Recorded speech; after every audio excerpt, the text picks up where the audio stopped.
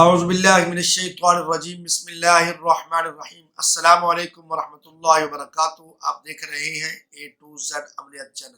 آج میں اپنے بہن بھائیوں کے لیے ایک بہترین وظیفہ اور عمل لے کر حاضر ہوا ہوں۔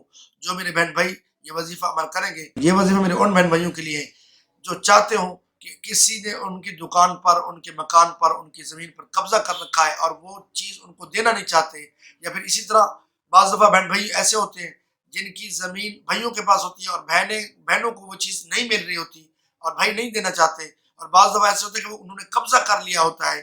کوئی بھی قبضہ کر لے، آپ کہیں پر بھی رہتے ہیں، چاہے وہ پاکستان میں رہتے ہیں، چاہے پاکستان سے باہر رہتے ہیں، چاہے آپ ہندوستان میں رہتے ہیں، کہیں پر بھی رہتے ہیں، اگر آپ کی زمین پر کسی نے قبضہ کر لیا ہے، خاص کر یہ وظیفہ ان لوگوں کے لیے ہے جو دوسرے ممالک میں رہتے ہیں، اپنے وطن کو چھوڑ کر دیار غیر میں رہتے ہیں، اور ان کے پیچھے جائیداد پر کسی نے قبضہ کر رکھا ہے، تو پھر وہ یہ عمل کریں۔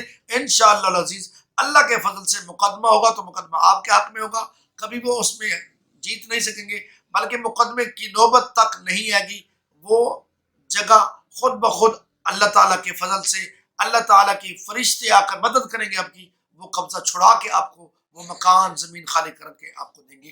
آپ نے یہ عمل کرنا ہے، انشاءاللہ العزیز آپ اس میں ضرور کامیاب ہوں گے۔ آپ نے کرنا یہ ہے، جو پتھر ریلوے کی پٹری کے قریب ہوتا ہے اس کو اٹھائیں اور اس کے اوپر اس عظیمت کو، اس نقش کو لکھیں اور اس جگہ پہ کسی طرح دفن کرا دیں جس جگہ پہ قبضہ کیا گیا ہے۔ تو انشاءاللہ العزیز جب تک وہ پتھر اس زمین کے اندر یا اس مکان یا اس دکان کے اندر رہے گا، اس وقت تک ان کو سکون نہیں آئے گا۔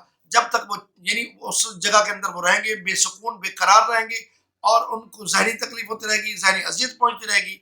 جب وہ اس جگہ سے، اس مکان سے، اس زمین سے چھوڑ کے چلے جائیں گے تو پھر ان کو تکلیف، اذیت اور وہ ختم ہو جائے گی، بے قراری اور بے سکونی ختم ہو جائے گی۔ تو یوں سمجھ لیں کہ وہ یقیناً جب بے سکون ہوں گے، بے قرار ہوں گے، بدمزگی ہوگی، تو وہ اس مکان کو، اس زمین کو، اس جائیداد کو چھوڑنے پر مجبور ہو جائیں گے۔ یاد رہے کہ آپ نے لکھنا کس طرح ہے۔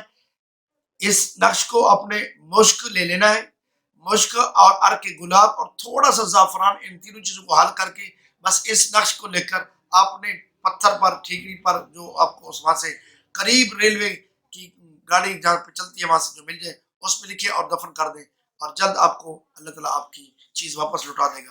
امید ہے کہ آج کے میرے بتایا ہوا آپ کو پسند آیا ہوگا۔ اللہ تعالیٰ ہم سب کا ناصر ہو۔ السلام علیکم ورحمۃ اللہ وبرکاتہ۔